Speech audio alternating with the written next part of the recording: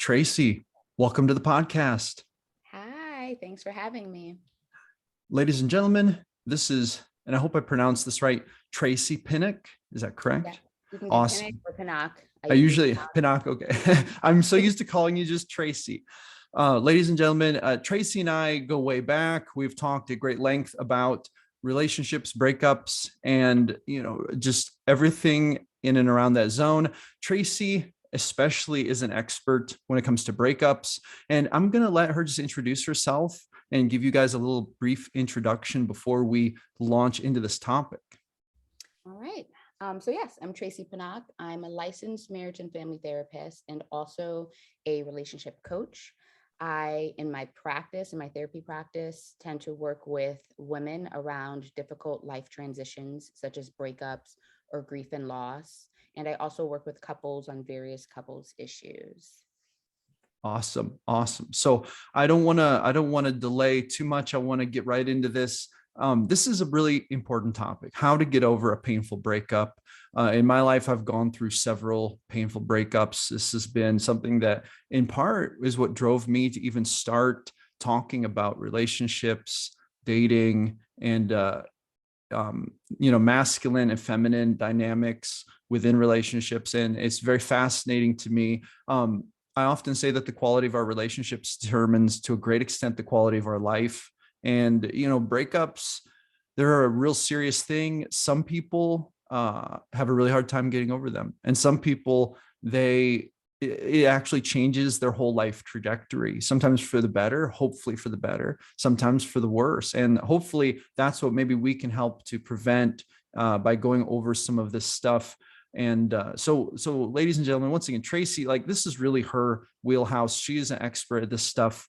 And we've talked a lot about this. So Tracy, what I would love to do to provide value to the listeners is just go right into this. And I want to just hear you talk just from beginning to end about this issue of how to get over a painful breakup. We may break it down a little bit. I may ask you some questions, but I really just kind of want to hear you, just like you would talk to somebody across the table you're giving advice to if they're dealing with this. And I'm just going to turn it over to you. All right. Well, thank you. Yes, absolutely. If you have any questions along the way, feel free to ask. But I do think you made a very good point, which is that relationships and therefore breakups can really change the trajectory of people's lives. And I think that realization from a personal experience is what really led me on this path to really helping people through breakups, because they are the type of loss that is very common because most people have multiple breakups in a lifetime, right? But can be so impactful on how we go on to function. And I think that from that perspective, breakups don't necessarily get enough, I don't know, I guess there's not necessarily enough support around them when they are significant breakups. And to be clear, you can have breakups that aren't particularly impactful to you. Maybe it was disappointing, but the relationship was maybe not that significant in your life or something like that. So if that's something that you kind of easily move past, then great. The work I do is when you're really struggling with the process of the breakup for whatever reason. It could have been the length of the relationship. It could have been the obligations or commitments that were involved, just anything, whatever the reasons, when you realize you're struggling with it. Because of that, because of the realization that breakups can really impact your life, I, really felt that it was important to help people hone in on that actual process. And so one of the first things to recognize about a breakup is that it is a loss. And what I mean by this is when we hear the terms grief and loss, we tend to automatically associate that with death. And the reality is that any significant loss causes grief. It could be loss of a job, of a home, of a relationship, or physically of a person through death. So as soon as we understand that a breakup is a loss, then we are able to give it the space and support that it needs, just as we would for someone who's grieving the death of someone. And that means then, when you think about, well, what do we tend to think people need when they are grieving, the loss of someone who's passed away? Like, community, social support, someone to sit there and listen, maybe even different rituals like a funeral or memorial or things like that that people hold. Sometimes we give people space, but there are all of these things that we kind of lean into when someone is grieving a death. And the same sort of idea applies to a breakup or any significant loss that a person has. So as soon as we have that realization for ourselves, when it comes to helping ourselves move past a painful breakup, as soon as we can give ourselves that, we can show ourselves more grace when we understand, okay, I'm dealing with a big loss. All right, that means it's okay for me to not feel great and look great for every second, and to like, just be like, this really hurts. This is really hard. So I break the breakup recovery process into 3 phases, which I call the survival phase, the maintenance phase, and the thriving phase. And in that first phase, the survival phase, this is where you're really, really honoring your feelings and your experiences and the past. This is where you are letting yourself feel it. I am sad. I am angry. One of the key tasks that I encourage people to do during the survival phase, which is, sometime soon after the breakup, it could be weeks, it could be months, but it's the initial phase that you're going through. I encourage people to do what I like to call like the emotional identification exercise, where you sit quietly, privately, and you really ask yourself, what am I feeling around this experience? Because the truth is, you're feeling multiple emotions. The obvious ones tend to be sadness or anger, but there's likely confusion. There may be shame, there may be embarrassment, guilt. There can be all sorts of things. And you really want to be able to honor the fact that you're experiencing these things. And so I suggest like writing it down, like, here are the emotions: sadness, anger, confusion. And then you want to write next to each of those emotions why you're feeling that emotion. Sadness, because I miss the person or the idea of what we would have been. Anger, because, they betrayed me. And confusion, because I don't understand, like whatever the reasons. And this is just, this gives some objectivity to your emotions and helps you to really be able to say, okay, this is what I'm experiencing. Because I think part of what's hard about grief or any breakup is that there are so many emotions that we can kind of be confused at the different things we're feeling, because we can ride that roller coaster from sadness and really missing them, and then anger and just like wishing they would like disappear off the face of the earth, any of that sort of stuff. And I think that can be very confusing for us. And then also, like, again, missing them and wanting those things back. So like having maybe even a sense of looking at the good times. So it can create a lot of ambivalence for us. So by us writing these things down, I think it goes a long way to give a little objectivity. And then you can also target, okay, if I've acknowledged that I'm angry, what are things that I tend to do or can do to soothe myself through anger, to soothe myself through sadness? Because what you're really getting at is acknowledging that you're human and you have emotions. Those aren't going to stop. So good luck trying to stop those. But instead, you want to be able to manage those emotions in a way that is productive and healthy to your life and doesn't just send you completely off course. Yeah, I think that people want, and I can relate to this, they want to stop feeling the bad emotions, right? It's like the first thing is like, I want relief or whatever. And it's like, well, yeah, fair enough. However, like and I can relate to what you're saying, because there's a place for needing to address those emotions, kind of, right? And this is helpful, I think. And so, yeah, no, anyway, I think that people want to rush through them. And what would you say to someone who's just like, I just want to feel better? Why do I have to do all this stuff? Yeah. Why is this important?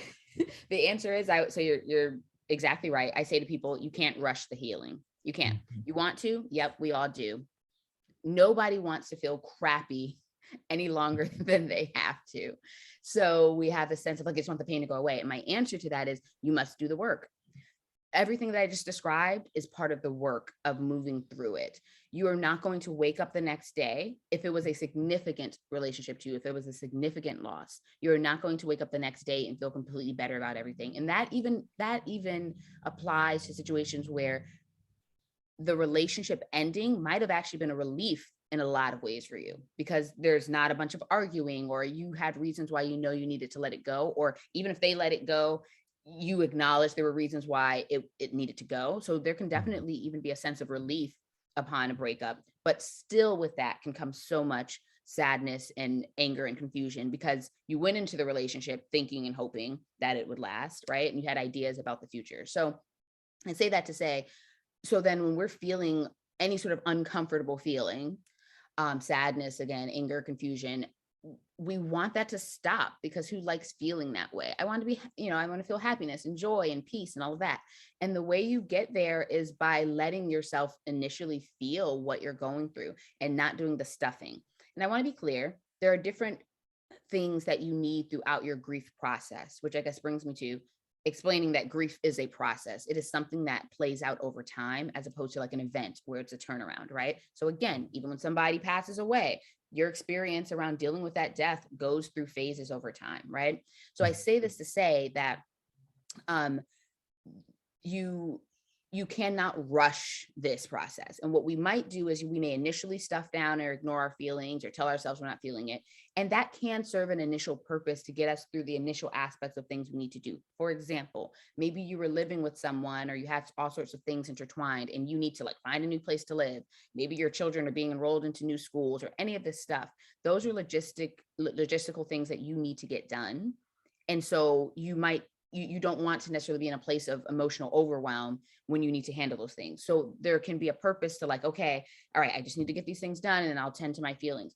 But the key is you still must tend to those feelings. Like, you have to lean into that, which brings me into the next phase that I call the maintenance phase, where the idea in the maintenance phase, that's where I say you're establishing a new normal for your life. So let's say you did, move out, you moved into a new place, and you have new things in your life. Maybe again, your kids are going to a new school. There's maybe a new arrangement in the parenting arrangement if you have children. It could be anything.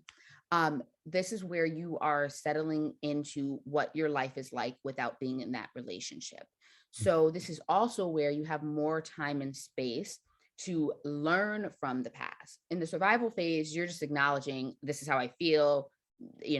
I want to honor my experiences and my feelings. In the maintenance phase, you're like, okay, this is what I went through. This is what I felt. What can I take from that?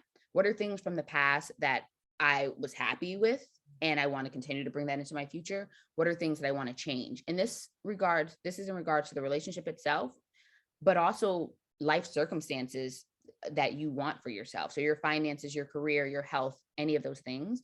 What do I want to do differently? And what do I want to stay the same?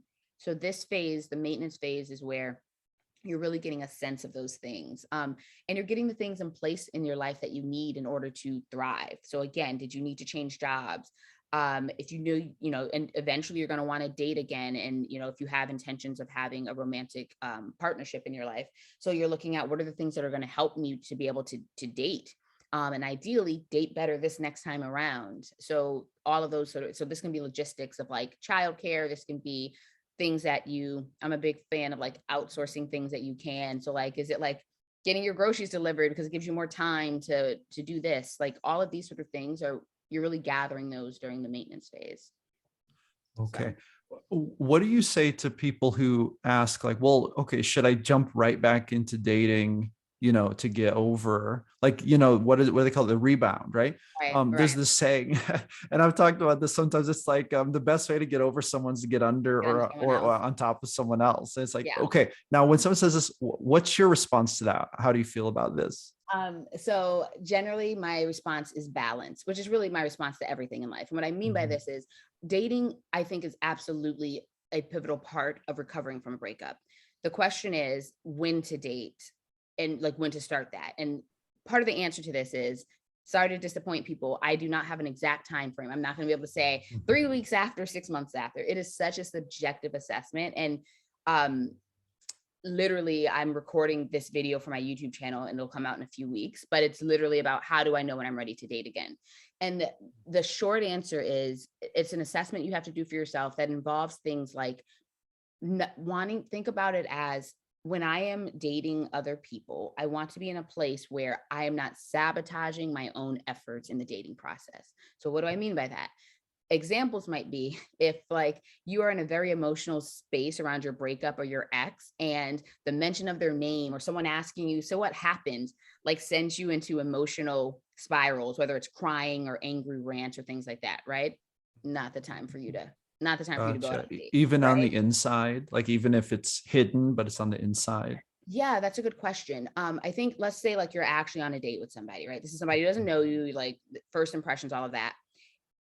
There is something to be said that you being able to manage that outwardly and not present that to someone, that's very helpful. I do think that though, if it still sends you on like that emotional spiral inside, it's not so much a concern about your ability to like go on dates with people and present yourself well, but what that then leads into is like one of my second points of like, even if you're past the point of being outwardly emotional about your ex, the question now becomes, do I have baggage that I'm carrying into any future situation that may have me interact with other people in an unhealthy or in an unhealthy way that negatively impacts any future relationship? So for example, even if I'm not outwardly showing all this emotion, but I know I'm still really bent out of shape about whatever happened with my ex, and maybe it's caused me to be like extremely mistrusting of people or something like that, and I Mhm. don't give people the benefit of the doubt, I need to think like, could I bring that into something else? So to answer your question, even if you're outwardly presenting yourself well, but inwardly you're holding on to these sort of things, then yeah, that's stuff that you're also still wanting to work through, for the sake of, if things start to get more serious with someone, you do Yeah. not want to sabotage that situation. Yeah. You don't want to project your stuff onto them, kind of basically. Yeah. Right. Okay. Gotcha. Yeah. No, that's awesome.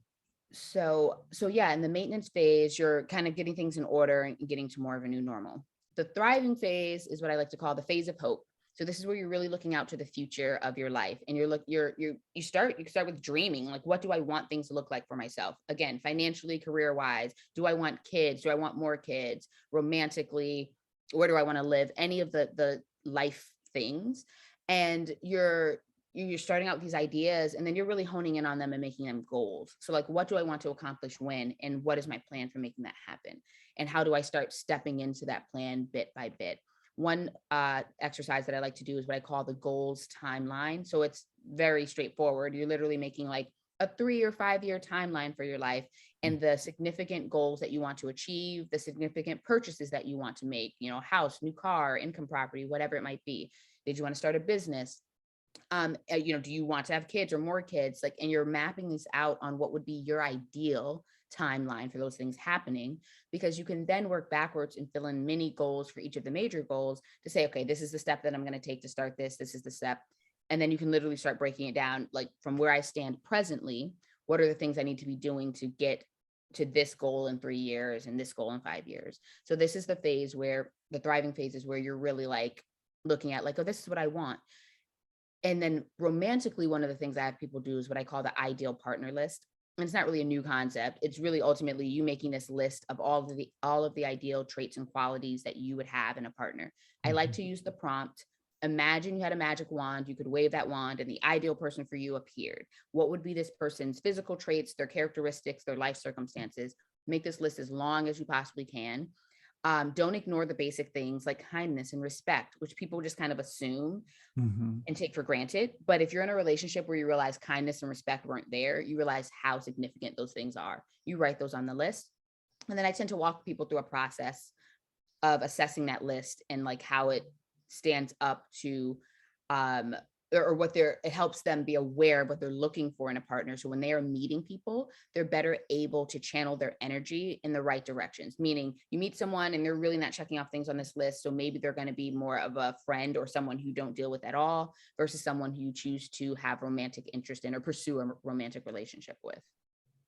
Okay, got you. Do you find that, okay, one thing that I feel like is pretty common when you're talking about setting goals, like you mentioned, of 3 to 5 year goals, sometimes people think, well, why do I really need to do that? Like, can't dating just be like, oh yeah, just you just meet someone and it's, this and that. And obviously those who listen to my podcast know that I'm all about living intentionally, creating your own destiny. However, there are a lot of people who think, oh, dating should be organic. If I try to set these goals, isn't that going to force it? What do you say to that kind of like idea? Yeah, I mean, the organic part of dating should be you meet someone, do you have good chemistry? Like, is there real attraction, not just physically, but intellectually, all of those things. Like, okay, do we vibe? Yeah, you can't negotiate attraction, as I've seen like somewhere before. And I was like, yeah, that makes a lot of sense. But like, what we need to remember is that a relationship is not just someone who you're sitting there hugging and kissing. Like if we're talking that you're looking for a committed, like long-term lifetime relationship, then this is someone who you are literally building a life with. So there are very practical aspects that Mhm. impact the wellness and the health of the relationship. So I would say love alone is not enough.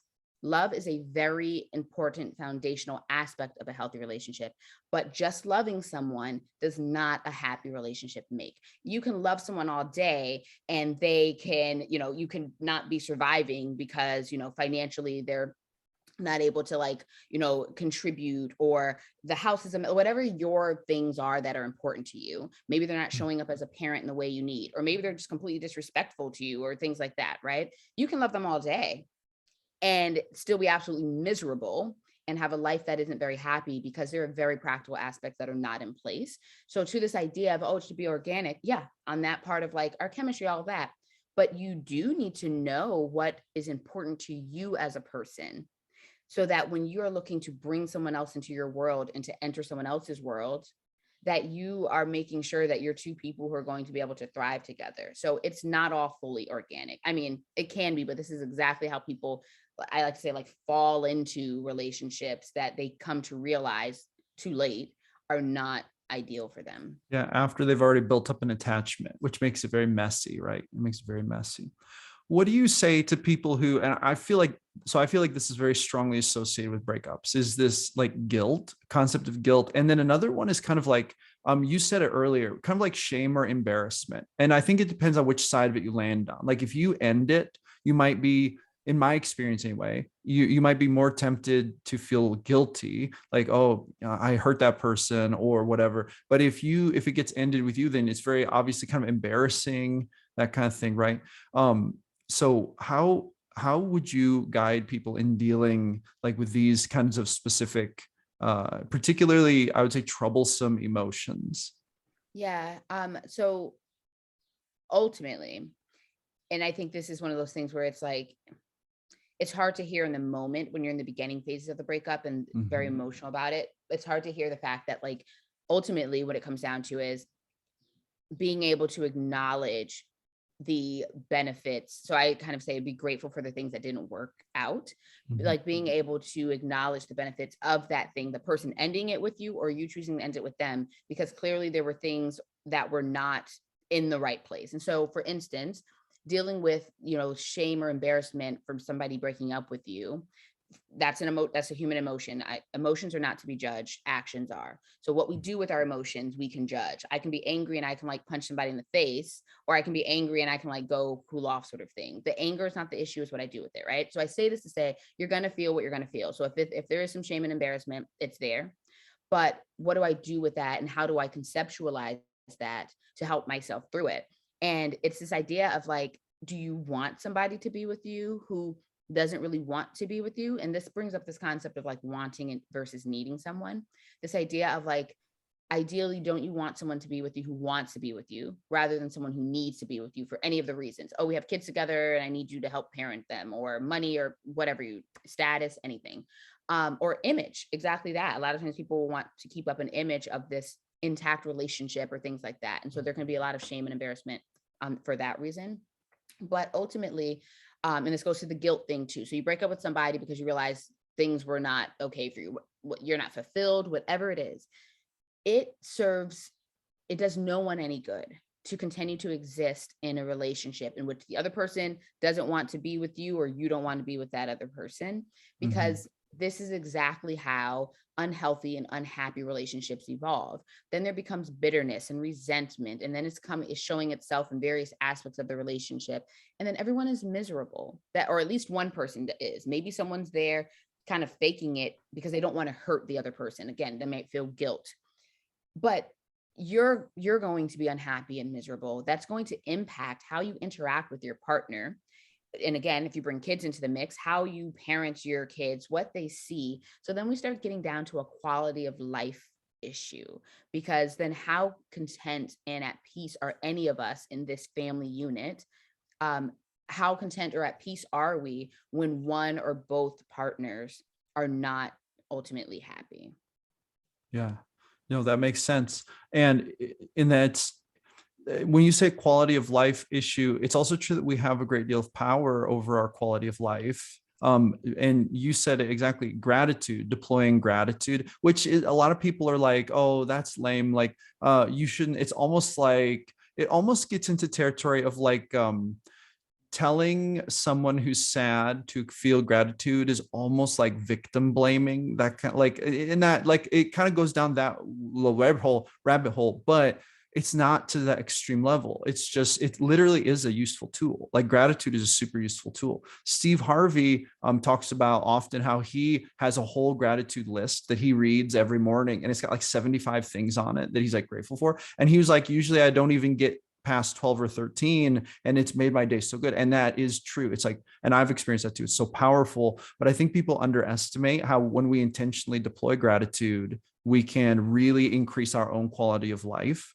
It's like, just if I'm having a bad day, all I have to think about is, I'm so glad my kids are healthy. And that is such a massive thing. It's like, whew, maybe my relationship is a mess, but at least my kids are healthy. Like, wow, what a much bigger nightmare that would be if they weren't healthy, right? So yeah, no, excellent point. Excellent.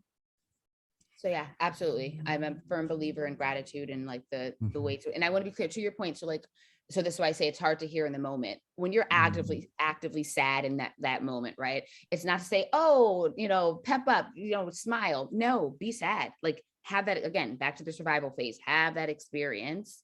And then as you're on the part of coming to the other side of it, is also being able to say, so I like to call it, it's both and that's what most of life is. What I mean is, I am sad and grateful that I am alive to even feel sad, or I am sad and grateful that, so I'm sad that this person left or ended it, and grateful that I'm not still in a relationship where somebody on the other side didn't want to be here.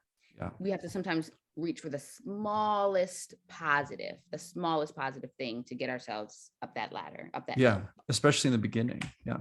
And another thing, and for the listeners, I talk about the alpha mentality all the time, talk about stoicism, but the thing is that a lot of people, especially with the alpha mentality and that verbiage, a lot of people think, oh yeah, you should be a tough man or tough woman, have no emotions, just be stoic. It's like, no, that's not the truth. And you said it exactly. We can't control our emotions. This is a program, an ancient program within us that gives us information about our environment and our surroundings, and it's very useful. It's just that it's important for us to remember. And like you said, stoicism actually isn't about not having emotions. It's about just choosing intentionally what you're going to do about them, right? And that makes all the difference. So having emotions doesn't make you weak, and it doesn't make you a bad person. Even if you feel crazy emotions, it doesn't make you a bad person. It's all about, hopefully you choose to do things that will make your life better and that will help to carry you in a better direction, right? Yes, emotions make you human. So as I say to people, the good news is you're human. The bad news is you're human. That's what emotions make you. But to your point, we have choice of what we do with those emotions. 100%. Okay, so the three phases, one more time. What were they again? Survival phase, maintenance phase, and thriving phase. Okay, thriving phase. I've heard this statistic. It's not really a statistic. It's more like a saying. I've heard this thrown around. They say it takes you about half the time, like the length of the relationship, to get over the relationship. So if it was a 2-year relationship, you can expect for it to take a year before you actually get over it. Do you find any truth to this? Like, this is obviously an arbitrary kind of thing. Right. Yeah, it's interesting. And so I don't track it. I've never like really tracked it. Like when I'm like even talking to people like, oh, how long was the relationship? That sort of thing. I'm oftentimes looking at how long ago did the relationship end? And ultimately how intertwined were your lives? Because think about it, there can be people who were in a 3-year relationship versus people who were in a 1-year relationship, and the speed of that 1-year relationship ramped up where they're like super like joined in a lot of ways, where the 3-year relationship, maybe they're a little less joined. Everyone's life circumstances are different. Because what it really comes down to is like the impact on your life on the day-to-day basis. Again, was I living with this person, had joint this, that, and the third, like how much were our lives intertwined? So were our families really close? Like any of the things, because with a breakup, you're like starting to unravel yourself out of a lot of that. So a lot of it to me has to do with so obviously the length of the time of the relationship is a general indicator of how entwined people may likely be, but it's more about the impact that it's like had on your life in terms of, if you really relied or depended on your partner in various ways, that's going to be a harder blow in a breakup than where someone who's more independent of their partner. So I don't know. I don't really pay attention or haven't tracked like, oh, is it taking Mhm. someone who's been in a 2-year relationship a year to get over it? But this does bring up this concept of healing and being healed. And this also comes up in the idea of dating again. Like, I need to be healed before I date again. And healing, just like grief, is also a process. Like, spoiler Mhm. alert, a lot of things that humans have to go through are processes and not these one-time events. So I say that to say that your healing is going to happen over time and probably in various ways throughout your entire lifetime. So back to kind of what I was saying about the date, when are you ready to date? It's not necessarily looking for this finite time of like, I'm healed now, so now I'm ready. It's Mhm. about how is my behavior, how is my thinking impacting the way I relate to myself and other people? Because I can both acknowledge that I'm sad about a previous relationship or even miss certain aspects about a previous relationship and still date someone and build a relationship with them if the ways in which I'm relating to them and dealing with those feelings is not negatively impactful to the relationship, if that makes any sense. It doesn't Mhm. mean that you like forget about your past or that you don't have any loving feelings towards people of the past or any of that stuff. And I think that can be dangerous for us, because if we do think in that very dichotomous black and white way, it can get us into a lot of trouble. Um, and so it's more about being able to integrate the various experiences of a person's life. Yeah.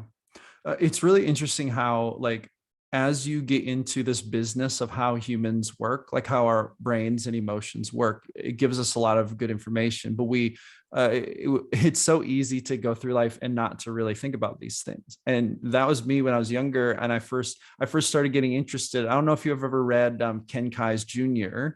He was the guy. He wrote the Handbook to Higher Consciousness, and a friend recommended. And I read this stuff when I was in my 20s. But I remember thinking, this is so crazy. Like, this guy's talking about how you can understand yourself and have like better emotions, and you can, well, not better emotions, but you can have better experiences with your emotions, and you can have this kind of rational thought process, and yada yada yada. And this is like began this journey for me of, and I think that this is what's fascinating to me, in fact, about relationships, is this journey of like uh, trying to understand how the human machine works, and that if we can understand how it works, we can have a better experience. Obviously, because it's like getting in a car and trying to take a trip and you don't know how to operate it. That's kind of a stressful trip, right? But like, we have to have a better experience in this vessel if we know how to operate. Now that leads me to another question. And so let's just say somebody is kind of in the thick of it in a breakup, and they're just like, you know what, I'm freaking out, I'm very upset right now, I literally don't even know what to do. Like, maybe it's very new, quick, immediate, like, and this may sound weird, but like emergency steps they should Right, take in the right. short Boom, term. boom, boom. Yeah. So yeah, if I'm gonna give it to you the quick and dirty version, it's remove contact from the ex outside of, obviously, if you have to co-parent, but then it's still strictly business. You're only communicating about, okay, we're dropping the kids off here, picking them up here, done, Mhm. done. So stop following them on social media. If you need to block all of that stuff, boom, cut off contact as much as possible. Two, give yourself time and space to feel your feelings. Like, if you need to cry, cry. If you need to scream, scream. Three, I can't stress enough the aspect of community, some sort of social connection with another human being. Maybe it's a good Mhm. friend, maybe it's a parent, maybe it's a therapist. Finding some, maybe it's some online group. Like, try to ideally, you have these wonderfully supportive people in your life who you can talk to. Everyone doesn't have that. So start with what you can. And so a lot of times that's Mhm. what leads people to therapy, because they feel like that's their first point of like any sort of social sharing. But that's also very important. We heal within community. Mhm. And so, yeah, cut off contact, actually give yourself time and space to feel your feelings, social communication and support, and then distraction. So like, meaning like, distraction in terms of like life things you need to do. So if you have a job, you need to show up to work. All right, let me do what I need to do to at least show up to work. I may not show up chipper and happy, but I'm there. Or I need to clean my house. Let me clean my house. Or so continuing to do the logistics of your life that help your life function, so Mhm. that when you are emotionally on the other end of this, all the pieces of your life haven't also like fallen by the wayside sort of thing. And I Mhm. want to acknowledge that some people may really struggle with those aspects if they really go into like a deep depression on this. So this is why I can't stress enough the professional help side. If you find yourself in that sort of situation where you're like, I don't even have motivation to like go take a shower, like that sort of stuff, because then what we're leading into there is like situational depression. And Mhm. so you might need professional help to do that as well. But generally speaking, cutting off contact, literally feel your emotions, get some social support, and do the basic things that keep your life functioning. Those are the boom, boom, boom to Gotcha. get to the Okay. Yeah. initial No, phase. that's really good. When you talk about like ceasing contact with the ex, blocking the ex in the short term, right? This is like in the short term. It's like, I think a lot of people find that so challenging because they're still holding on to it, right? 100%. They don't want to let, even though it's over, they don't want to let go. And I attribute it to our attachment. It's hard to let go of those things. What do you say to those people? Like, if they're like, do I really have to? What if it could work out still, Right. Yeah. I'm saying that no, you don't really have to. And yep, it could still by it. And I don't know if you're saying if it could still work out, like I can still heal without doing that. Is that what you're kind of No, I getting? mean, I think some people think, I wish we could get back Oh, get together back or to something. oh, Yeah. that's what I know. I see. I, my thought process on that is, if it ended, there was a reason why it ended. If it wasn't going to end, there wouldn't have even been, it wouldn't have gotten to that point of discussion. And also, never let someone tell you they don't want you twice. Mm, You like hold your head high and walk away from it and find a new path to walk. However, there are a lot of people who have a lot of trouble with that. They're like, there's a part of me that wishes we right, could right. reconcile. Yeah. So what do Right. you I mean, what do there's you say to probably okay. So a couple of things. I like what you say about like, yeah, never let a person tell you twice and that like, yeah, they don't want you. But um, and to your point, there's a reason why I ended. So my whole go-to thing. So yeah, I just made a video about this. Like, do I try again with my ex? Right. The reasons why the relationship ended, if those things have not changed, then let go of the idea of going back. What would be the point to go back to the same circumstances that you left that ended it in the first place? Number one. Number two, this idea of like, well, maybe it will work out, maybe we will get back together. Yeah, people get back together all the time, and some go on to live happily ever after. So I'm not arguing that point, but there are reasons why that happens. And so what I'm saying is blocking someone on social media or like not communicating with them is not going to be the reason you don't get back together with someone who them? you're meant to get back together with. If that's your perspective of like, but we could still, you can still let go on social media. Like what I'm saying is, I know we live in a time now where it feels so pivotal to life, but like, believe it or not, like relationships aren't and shouldn't be like made or broken through like social media. So Yeah.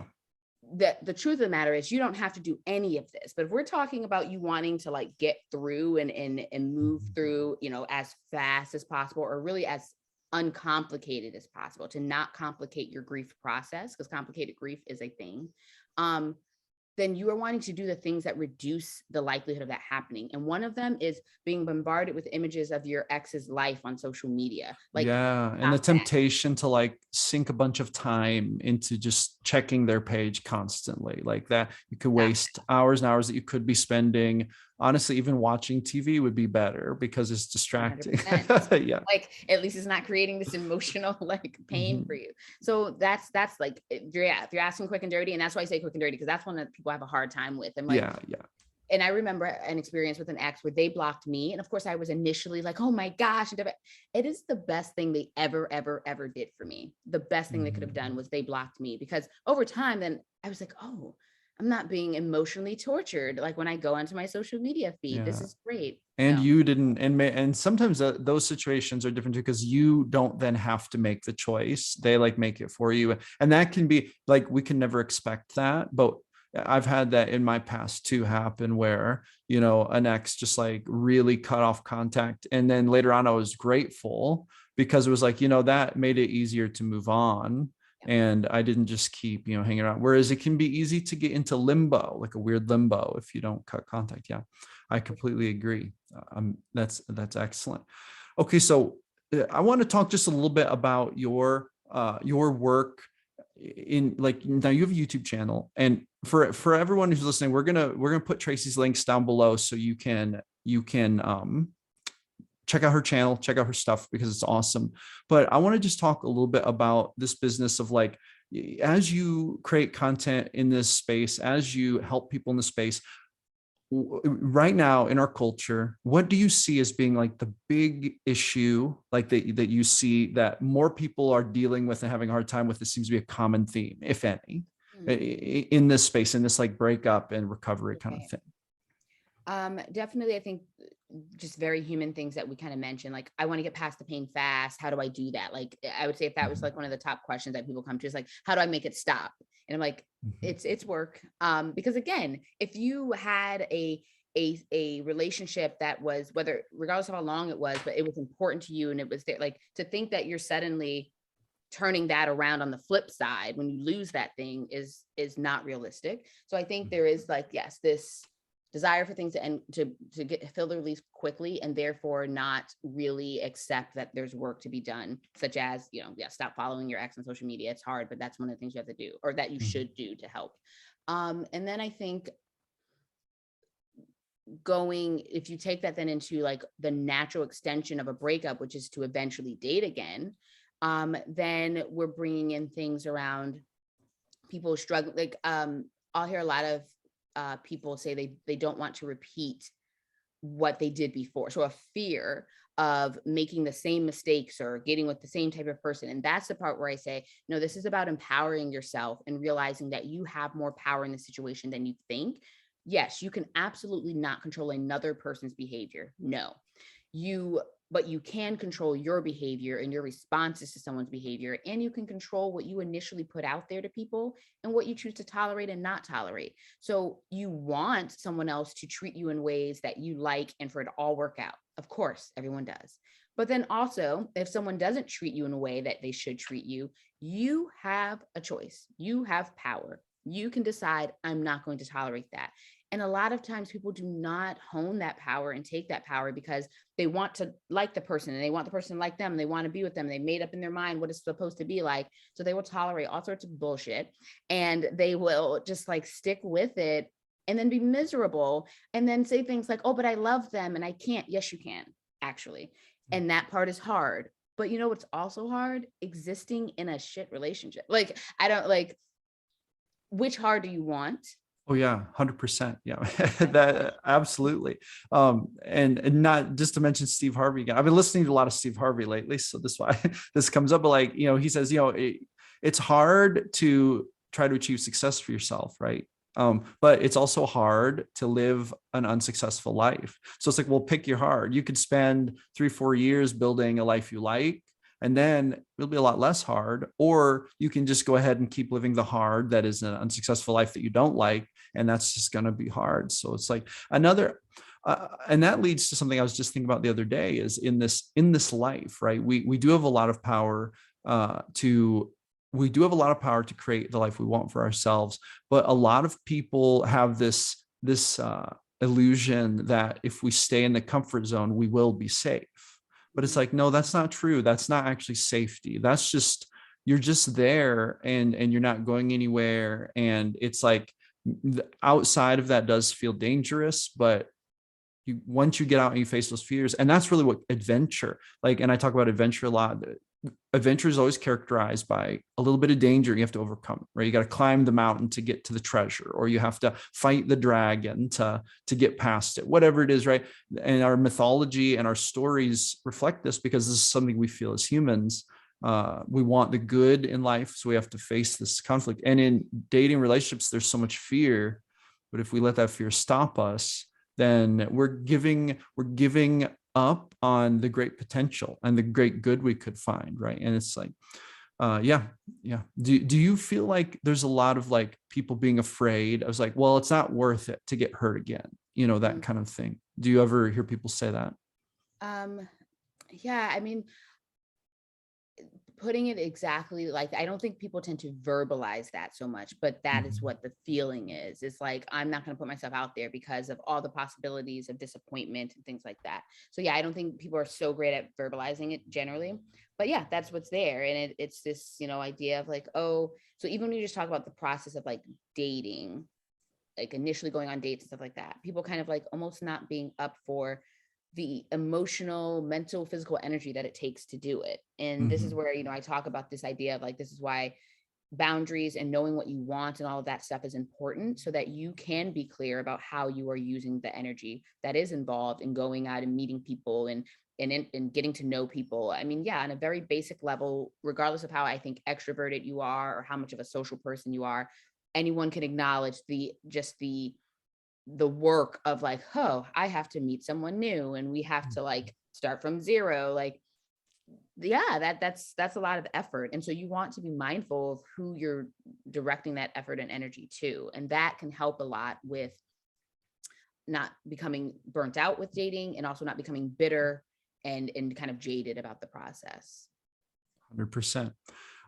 What do you have to say to the person who says, and I think this is going to be a good question to kind of wrap it up on. This is, I think, a question that a lot of people at some point in their lives kind of ask. And it's like, what do you say to the person who says, you know what, this breakup really got to me. I just don't think it's going to work out for me. I just don't really think I'm going to find anybody for me. Or I just really don't think that I'm going to find someone like that, or that I felt that way with, or whatever it is. Right. It's like, I lost that and it's over for me. Like, what do you say to people who, because I've talked to people who have definitely felt that down, right? That's not so uncommon. I don't think, I think we've all been there. So what do you say to that kind of person?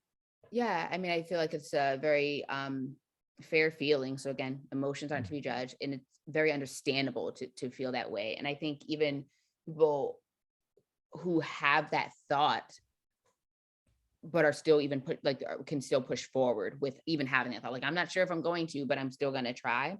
The truth of the matter is the odds are more in your favor than you realize, because there are literally billions of people on this earth, and therefore the numbers are more in your favor than not when it comes to being able to find someone who you connect with and who you're attracted to and who you like and all of that. The thing though is, you do have to be willing to do the work and put in the effort. Like I always say, I'm like, I'll say to women, the perfect man for you is not going to come knock on your door and say, hey, I'm the perfect guy for you. Because honestly, if someone did that, you would call the police, because you would be freaked out. So what I mean is, like, you're not going to just be able to sit in your house and hope that they come along, because even if you meet someone who you have potential with, I don't know, because I don't know, you were sitting in your house, you meet them online. Okay, great. But then you still have to meet them in person. Like, you still have to go out and interact and engage with people. So to this idea of like, oh, I might never find the one, you're definitely not going to, if you're not willing to, like you said, like, take the risk of the adventure. Meeting someone new and finding a romantic partner is an adventure. And I'm a big proponent of trying to make it as fun and enjoyable an adventure as possible. Yes, there are tricky parts, but that is the nature of human relationships in general. You do not, if you're going to socialize with any other human, you do not get to remove the aspects that are unknown or where you can't control someone, because that is human behavior. So outside of deciding that you are truly going to be a completely isolated human being, which is a very hard thing to actually manage to do, even in today's virtual world, then unless you've made that decision, then you are going to interact with other people in general. And so it's really more about making it as good of an experience as possible. So you can find someone else, they are out there, but I am here to say that it may not be as easy as you would like it to be. And ultimately, if it's something that's really worth it, then it's not always an easy thing. A lot of things that are worth a lot do not come easily. 100%. I agree. That's excellent advice. All right. On that note, Tracy, would you mind sharing with people where they can find your work and get in touch with you if they would like to do so? Yeah, the main place is on YouTube, and so it's under my name, Tracy Panock. That's Tracie Pinnock. I go by the Better Coach. I'm also on Instagram, the_better_coach. Awesome. Amazing. All right. Well, that's going to wrap it up. Thank you so much, Tracy, for being on the podcast and sharing this information with us, talking about this very important issue. And you obviously have a lot of experience with this, and a lot of knowledge. And so I'm really grateful that you were able to come on and share it with us.